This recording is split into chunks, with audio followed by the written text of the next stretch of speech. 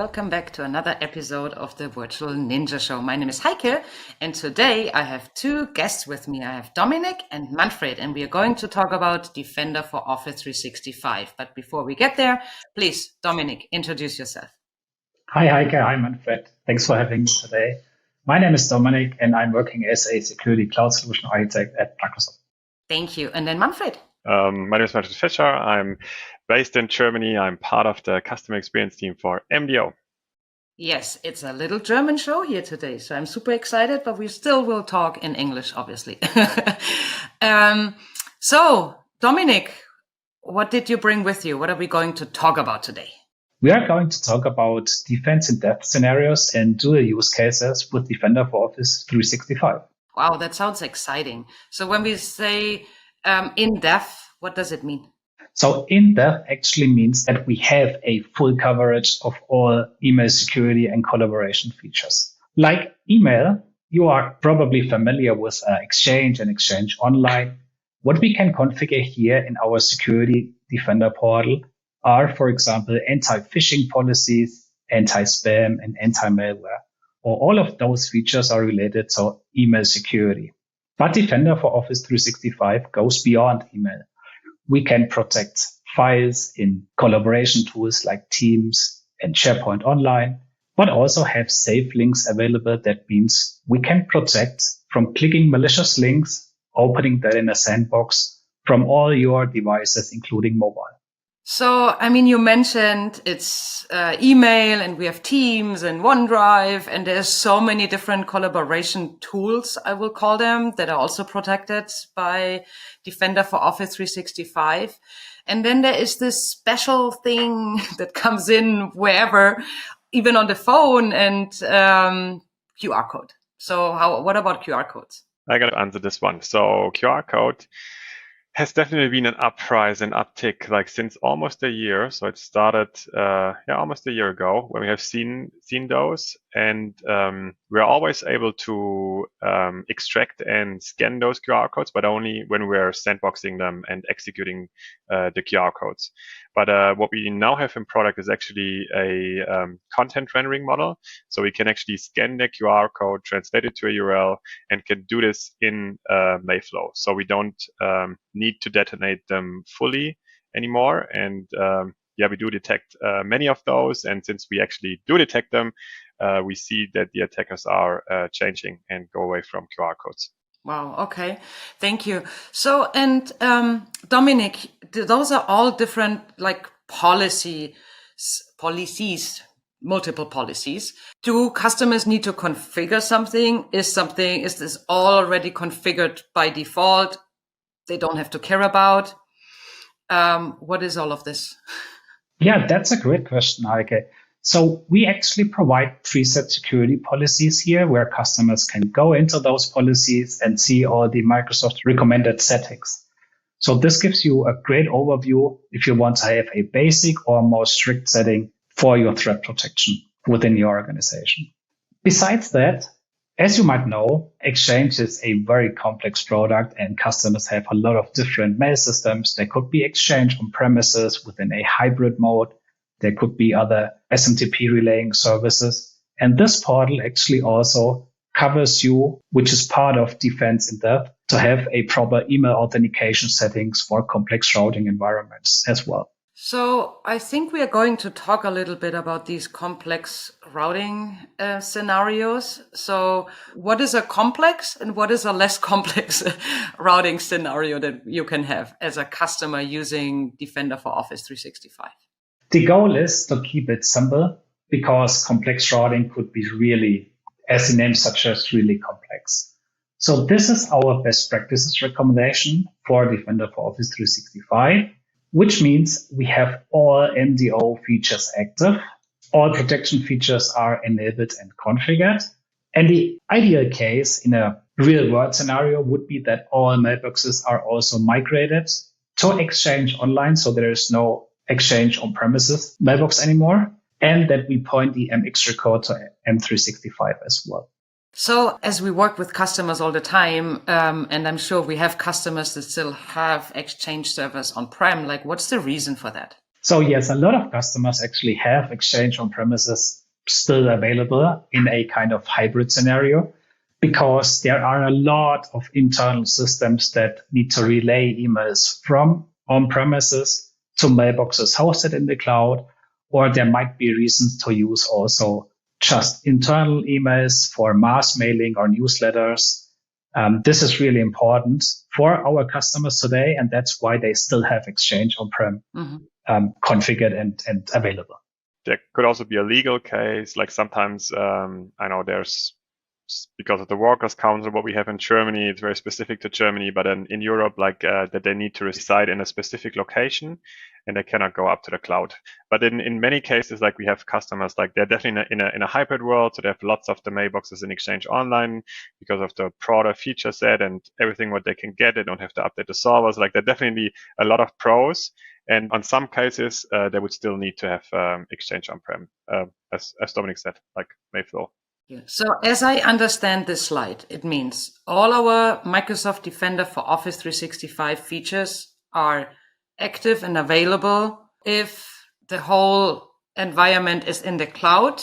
And then what does it mean no overrides apply? Explain me your slide. Yeah, so this is the most simplified way how we could show this, because there's only one solution like the SOC team has to operate, right? Like, so they only have to deal with MDO, and the active means that there are no overrides. So overrides means from users or from tenant overrides, like from Exchange Transport Rule, when the message is in transit, and we give it a verdict, like phish or malware or spam, you can override that verdict. So there's some control for the tenants and for the users to override our verdict. But there's a secure by default that if we think as Microsoft this is high confidence phish, you're not able to override when the MX record is pointing to us. Mm-hmm. Yeah. And another scenario here would be, for example, if you are routing email messages to another cloud system to put a global signature to your emails for outgoing emails, this could also mean that the third-party signature tool is actually changing our emails headers. And then that's actually an override for that email message. Ah, yeah. Okay, that makes sense. Thank you. Okay, so this is one best practice, or do I see two best practices on that slide? So yeah, let's go to the next slide, because this slide will show all the full feature and rich feature set we have if the MX record points to MDO or Microsoft 365. So all green lines you can see in this diagram, all those features are really available if you follow that best practices approach. I understand. So there's two scenarios. One is the MX record. We haven't mentioned that yet. So what is it? Is pointing to Defender for Office. And the other option is the MX record points to a third-party email system, right? Exactly. Oh, okay. This is okay. Good. And you only have one pointer. You can't point multiple. Yes, that's true as well. So in that best practices scenario, what you can see here on the slide, we are pointing the MX record, which means that's the first entry where the email actually arrives. So you will configure a DNS name and an IP address and say, hey, that's my primary email system. And this is the first entry actually when the email arrives, where we also then do our filterings, our verdicts, our logic that can be applied to those emails. Mm-hmm. Okay, so I see actually for almost all features, but one, enhanced filtering for on-prem routing, that's all green. And then there is a little bit of red. So red means requires the recipient to be in Exchange Online, not on premises. So what does the red mean? Yeah, so the reds and the greens, it actually shows like which features you can fully use when the mailbox is in Exchange Online. When the mailbox is still in Exchange on premises, then there are a couple of things what we cannot do, and these are the red lines. So for instance, we cannot SEP, like zero auto hour purge the message when we think it's bad afterwards, because it is sitting like in a different system and we don't have access to go in there and move it out to deleted items or to quarantine. So there are a couple of things what we just cannot do when the mailbox is not in our realm. And this is like one of the prereqs, like you get the most out of Defender for Office if all your mailboxes are migrated to Exchange Online. Okay, that makes sense. Okay, so, and those are, wow, rich features, of course, protecting our customers. So what is in for customers that might have a third party email system in between? Right. So that is a different scenario what we support, and we call this like dual use or defense in depth. So when there's something in front of us. And I think we said it before. So there's this defense in depth in the product stack, and you have seen like all those layers, like we have edge, we have the sender, we have the content, and we have the post breach part. But this is actually like when there is third party in front of us. And it's even like what we see in our customers, like this is just like the picture showing only one solution, but there could be several layers of it. I've seen like a customer, they got 7 layers in front of us, and then Defender for Office is in the end. So you might ask, like, why are you like living in this complex world, and why do you have so many solutions? And there could be business reasons for it, like in terms of how they modify their messages, and every single solution can do something better than the other one. You could also say the more layers you have, the more security you get. And if money doesn't matter, of course, it's nice to have multiple layers of security, but it definitely, like, the whole complexity adds up, and you have to deal with it. It's not like you just turnkey and then everything works, but like the SOC team has to operate all those products as well. That's true. They have to update it, they have to manage it, they have to keep it secure themselves. That's additional work, but if they prefer it. So this means the MX record points to the third party. Correct. And then in the end, the email lands though in Defender for Office. Correct. So when a message is sent from the internet, and you can see it on this slide here as well. So the message comes from the internet, flowing through the third-party system. And then if they have a hybrid environment, then the message gets routed to Exchange on-prem. And then from Exchange on-prem, there's a hybrid connector, which routes the message to Exchange Online. And then we process it like from Exchange Online to Exchange Online Protection and Defender for Office. And if you wouldn't have those Exchange on-premises anymore or other email systems in between, then you could also have a direct route from the third party to MDO. So there's no need to have Exchange on-premise in terms of the protection and routing of those messages. And this is the shortcut, what we show. And why is that enhanced filtering on inbound connectors red? Does it mean anything we want to talk about? Yes, indeed. It's actually, it's a very useful feature. And we released a version 2 recently, back in July. And what the feature basically does is that we are able to look where the message is coming from. Because like how email is set up, every hop adds the source IP to the message, and the message is coming from the internet and is flowing to the third party. And without enhanced filtering, like MDO sees that the message is coming from the third party, so that this was originated there. And this is the reason why we have enhanced filtering internally. We also refer to skip listing, and it does actually skip the IP addresses of the third party, so we know the real sender, like who was the original sender. And yeah, it's very important for us, and we do recommend you to set it up, because we get the whole email authentication, like SPF, DKIM, DMARC, right? And we also get, like, if you use advanced hunting, you got the IP addresses in those advanced hunting tables to hunt for. And if you wouldn't have set it up, the signal would be wrong, basically. So let me give you a very common example that is really out there in the wild.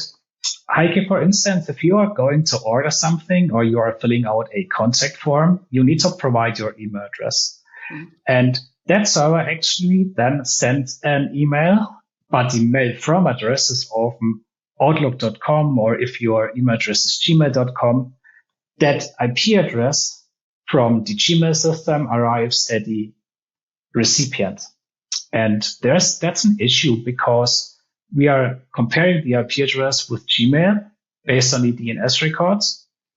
And the sending system has an entirely different email address because it does not belong to Google. It's just a form, right, that we are filling it out. And then we have, for example, an SPF fail on the recipient side, and the mail often goes to the junk mail folder. And with enhanced filtering, we can actually skip that IP address from the sending server, which is the form server from the order. Order. Mm-hmm. Maybe just to add, like the version 2 I was referring before, like to the enhanced filtering, is actually that we can rescue DKIM fails as well.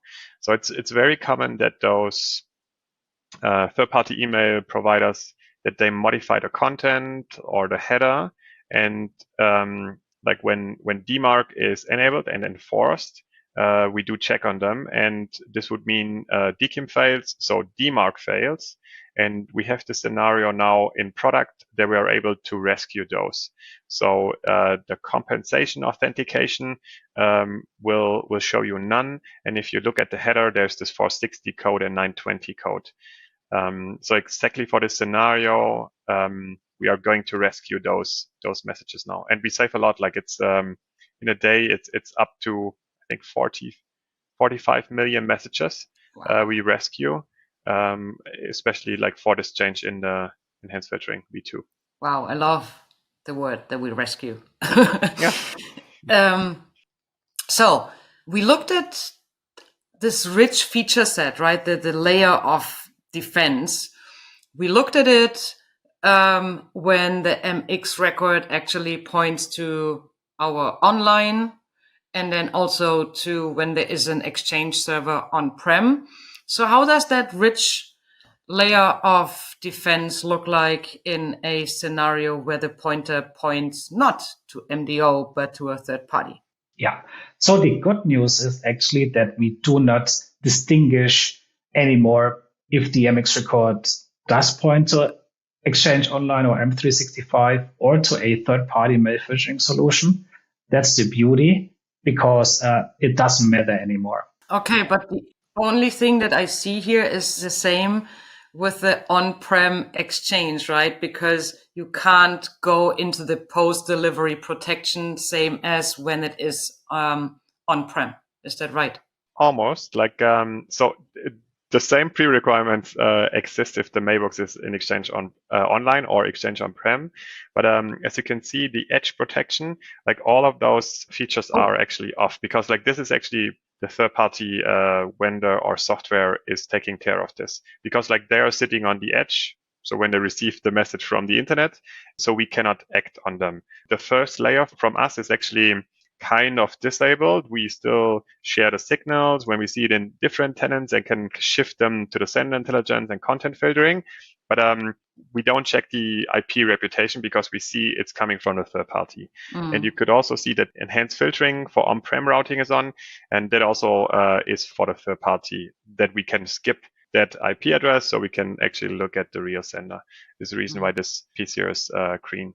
But all the other features, they are like fully available if you have enabled them, if you are using the built-in protection policies or the preset policies, you will benefit from all of those features.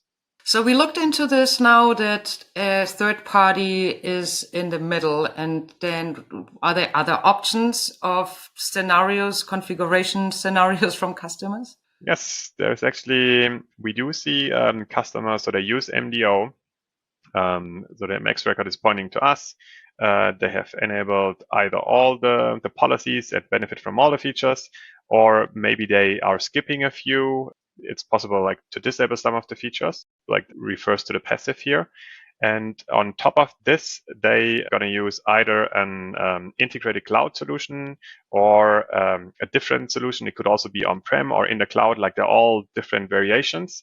And you could route the messages out of MDO and then back again. We don't recommend this because there are a couple of caveats, like we do see duplicate data, and it's not the best way to route it out and back again. And there are also those API vendor who are actually having access to the full mailbox, and we do our scanning, so the message runs through the whole stack. Just that the last bit and pieces, like the post-breach stuff, is most of the time we cannot use because like the vendor is acting on the message as well. So what does it mean? They use an API, have access to the message. When the message is sitting in inbox, they're going to scan the message with their TI and then decide if it's good or bad. And we probably would have done the same, but we just didn't get the chance because the API vendor was already scanning it and removing it. So did you already start talking a little bit about my nice little layer slides, right? So we want to show what are the features that are actually then available in such a scenario. So now we come first and a third party comes last. So what are the features available there, Dominik? Exactly. So for this slide, as Manfred mentioned, so if the MX points are in the O, but there's an integrated cloud email security provider, API, any kind of system that scans the email after the delivery. So, and even again here, the green lines are indicating that the mailbox is hosted in Exchange online. We have issues with the post-delivery protection or post-breach scenarios because, as Manfred mentioned, the email could already have been deleted, for example. Prior, we are doing this with the SAP feature. There could be other features like the link, for example, was already sandboxed by the third-party vendor. But it does not have to mean that the third-party vendor is always faster than we are. It could also be different. So we could remove it prior the third-party vendor, and then the third-party vendor is throwing an error message that the link is not available anymore, for instance. Wow. I think this, it gives everybody a good overview and understanding of, okay, those are the things that you can use and that are available for you depending on where your MX record points to and what is your different scenario. So this is amazing. But I think, guys, this is a lot more that people want to learn. So do you have some resources that we can share where people can go and discover a few more information and details on the various scenarios? Exactly. On the last slide, you could see we have this defense in depth guide, which is exactly showing like what kind of steps you need to do in order to get there. And in short, it's like everything what the MDO migration guide will show you, except you're not switching the MX record. So the MX record will still point to the third party, but the steps are very similar. Yeah, you should go from top to down, walk it through. So every step is important. And we have also like the MDO SecOps guide, which is also very useful when you would like to operationalize the product and see like what are kind of the daily tasks, what are the weekly tasks, monthly tasks that you should triage from incidents and not from the singletons and alerts, so that you can benefit from the whole correlation. All of them are really good resources to start. Yes. So both of you, thank you so much for preparing, coming to the show and being my experts on this episode. And for everyone out there, this topic is complex. If you want us to come back to you with an episode on something specific that you are interested in, put it in the comments, let us know, and we will see if we can make it happen. So thanks everyone for watching and see you soon. Bye.